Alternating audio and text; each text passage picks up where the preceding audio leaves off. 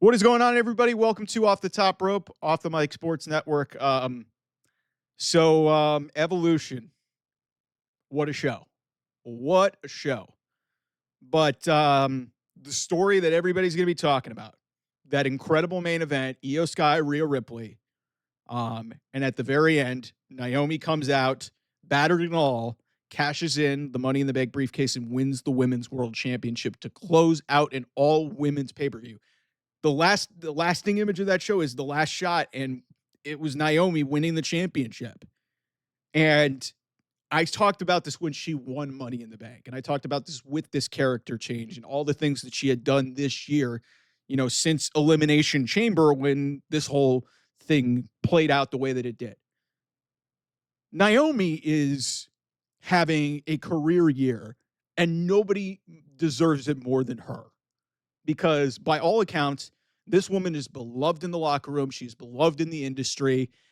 She has always been a model citizen. She started from basically nothing, being a former Orlando Magic cheerleader, walking into the third season of NXT that was all women, and turning into a Funkadactyl, and then, becoming, Team Bad, and then becoming the Glow, and then having to leave when Vince McMahon didn't believe in her enough, and her and Sasha Banks, Mercedes Moné, walk out the door. She goes to TNA, fucking kills it, comes back into WWE, and is immediately an afterthought to Bianca Belair and Jade Cargill.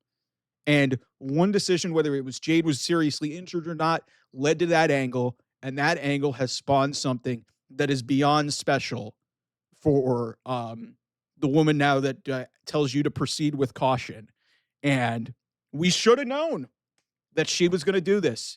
I don't care if it doesn't make any sense to you guys, but what this does is it creates a whole different level of possibilities. But on just a big picture level, nobody deserves this more than Naomi. Nobody deserves this more than Trinity Fatu. Like, this woman has been just through everything that you could possibly imagine in her wrestling career. Like I said, this woman was doing shit like literally for a decade. And she let's take this. The women's evolution does not exist without Naomi. Like, think about that. You remember, like, everybody, and I didn't even talk about this on the post show.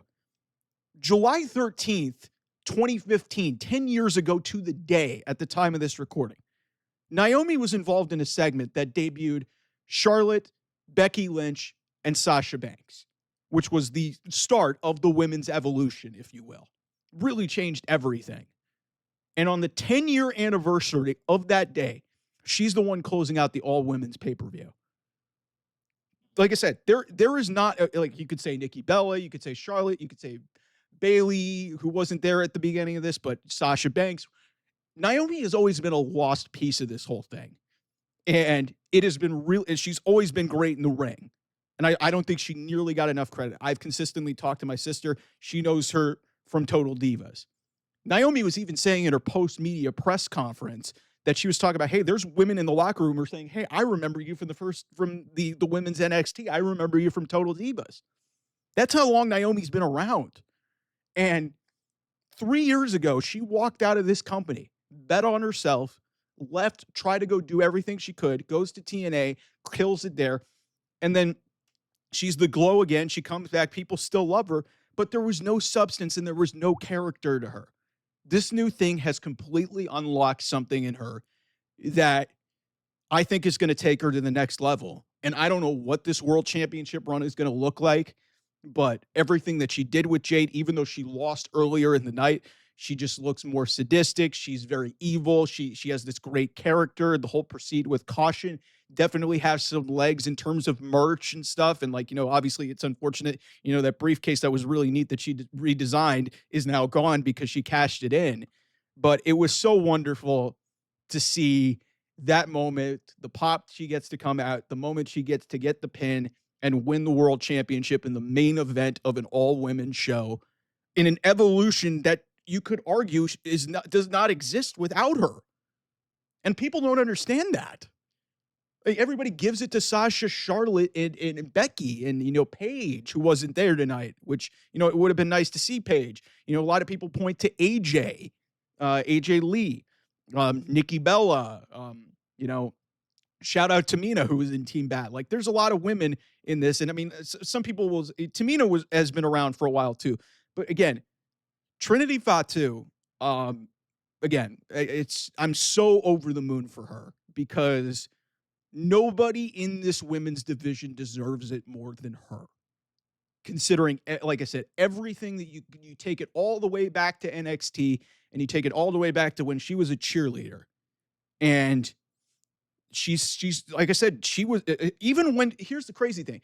This is a two-time women's champion already in this company. She won a women's championship at WrestleMania. And this is the crowning moment of her career, in my opinion. Because even in winning on the biggest stage didn't feel nearly as big as this. You're in the main event of an all-women show where two women are having the greatest match maybe ever in women's wrestling, at least on a WWE level. You can debate it with me if you're an AEW fan, but this was you can make the argument that this was the best women's match of the whole weekend.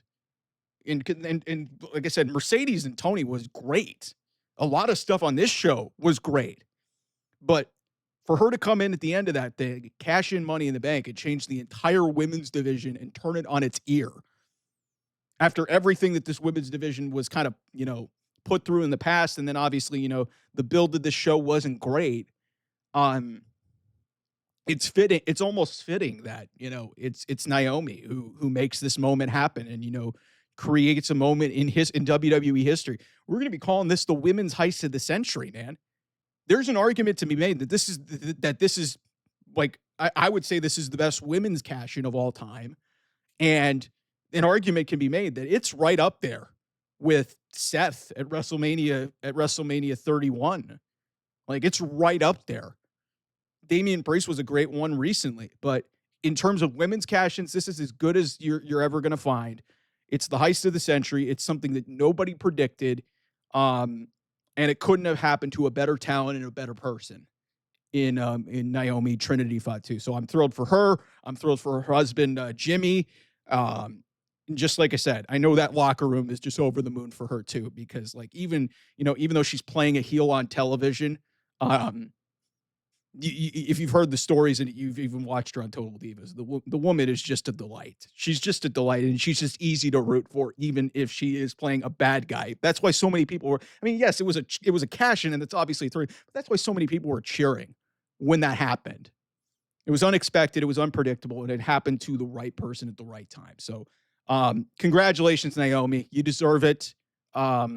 And yeah, we'll probably get the "you deserve it," and you'll yell at all of us for not believing at you in character, which will be great because this character's fucking awesome that you've done. Like I said, I was on this from the minute it happened. That whenever this happened, this was going to be a great moment in not only women's wrestling history, but in wrestling history.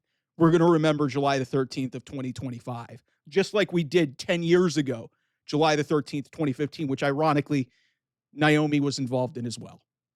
The women's evolution doesn't happen without this woman, so it's almost fitting that at Evolution 2, she ends the show with a bang.